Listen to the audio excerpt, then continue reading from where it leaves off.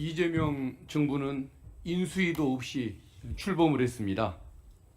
빨리 내각이 구성이 되고 안정감을 찾아갈 수 있도록 돕는 것이 여야를 막론한 국회의 책무라고 저는 생각을 합니다. 국민의힘 의원님들께서 몇 가지 의혹을 제기를 하고 계시지만은 이런 것들이 증거도 없고 심지어는 조작적인 이런 의혹 제기라는 것이 지금 또 방금 또 확인이 되고 그러지 않습니까?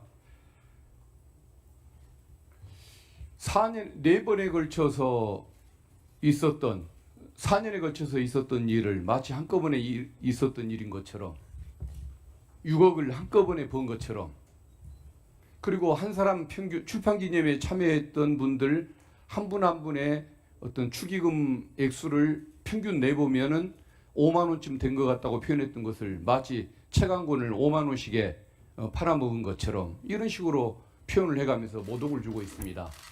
그리고 그게 사실은 어제 이미 그 문제가 드러나고 밝혀졌음에도 불구하고 계속 같은 말을 고장난 녹음기처럼 반복을 하고 자료를 띄우는 행위를 계속하면서 이런 인신모독적인 행동을 계속하고 있는데, 이런 그 문제점에 대해서는 좀 위원장님께서 좀 제지를 해주시는 것이 어떨까 싶습니다.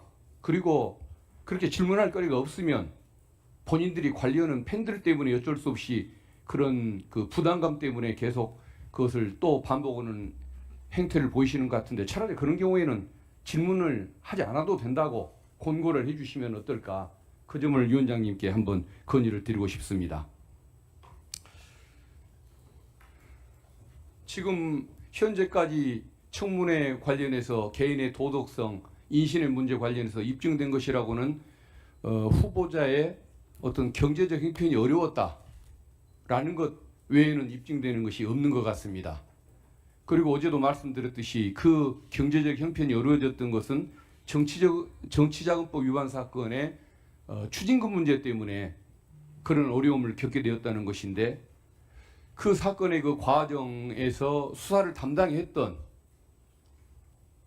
대선자금 수사를 하고 박연차 사건을 수사했던 그 수사 담당자 중간 간부의 얘기를 제가 직접 들었던 바에 의하면, 꼭 우리 김민석 후보자에 관한 사건만을 특정해서는 얘기는 아니고 전반적으로 했던 얘기가, 기업들한테 그 증거를 우리가 어떻게 확보할 수가 있었겠냐, 경영권 문제, 배임 횡령 문제를 가지고 당연히 협박을 해서 그 자백을 받았지라고 얘기를 합니다. 액수마저도 그렇게 협박을 해서 받아냈다는 것을 스스로 얘기를 하는 겁니다. 그런데 어느 그 아주 유명 그룹의 어느 회장은 머리가 나빠서 말귀를 못 알아먹길래 그것을 이해시키는데 한참 걸리느라고 애를 먹었다, 이렇게 무용담처럼 얘기하는 걸 보면서 특수부 수사가 저렇게 이루어져도 되는 것인가라는 이런 생각을 가진 바가 있었는데, 그런 그 자세로 수사를 했던 사람들이 돈 액수도 이렇게 가학적인 방법으로 자백을 받아냈는데, 뭐 어떤 돈을 주게 된 경위라든가 영수증 처리 경위라든가 이런 부분에 대해서 뭐 조작하는 것이 얼마나 쉬웠겠습니까?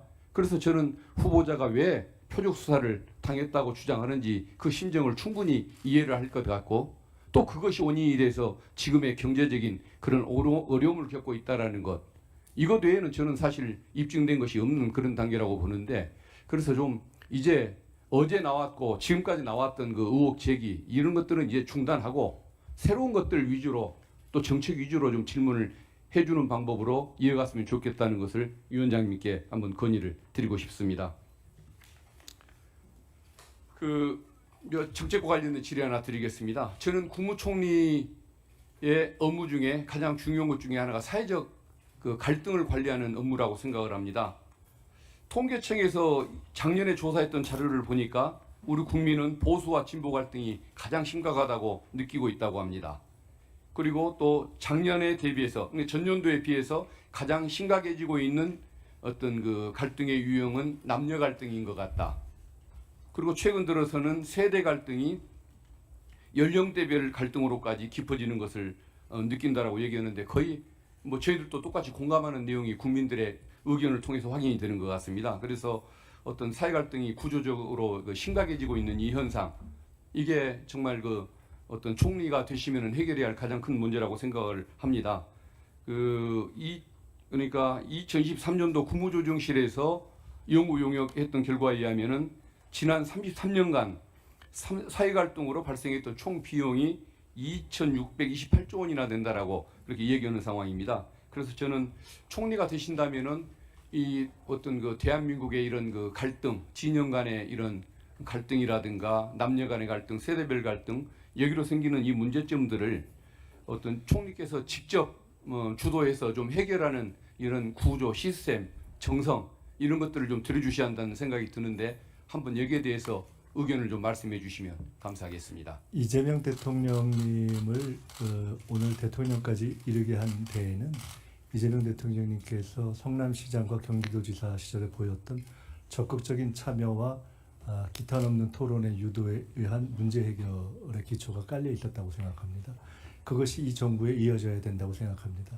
이재명 대통령님과 그리고 만약에 총리가 된다면 제가 감히 말씀드릴 때 공유를 일부 하고 있다고 생각되는 것은 그러한 문제들에 대해서 적극적으로 이렇게 뛰어들고 달려들어서 조율하려는 그러한 마음가짐이라고 생각합니다. 총리가 해야 되는 역할, 그리고 이 시대가 요구하는 역할인 사회적 갈등 관리, 사회 통합 또는 문제의 어떤 국민 참여와 공론화에 의한 조율, 이런 부분은 매우 적극적으로 하겠습니다. 통상 이런 사안들을 그냥 공론에 맡기자 또는 사회적 대화를 하자라고 할 때의 맹점은 적극적인 중재자가 역할을 못하는 문제입니다. 그런 역할에 있어서는 상대적으로는 제가 좀 훈련되어 있는 면이 있지 않을까라는 생각을 하고요. 그것은 특히 지금과 같이 남녀 간의 갈등, 세대 갈등, 또 각종 지역 갈등, 더구나 정치적 갈등이 있으면서도 전통적으로 그것을 풀어야 할 정치 세력 가운데 중도 보수를 점했던 부분이 사실상 상당 정도 공백기에 접어들고 있는 이 시점에서는 더욱더 중요하다고 생각돼서 대통령님이 생각하시는 바대로 또 저도 저의 소신에 따라서 적극적으로 저와 평소에 정치적 이념이나 지향이 달랐던 부분까지도 적극 대화를 하면서 풀어가겠다는 말씀을 드리겠습니다. 박근태 의원님 수고하셨습니다.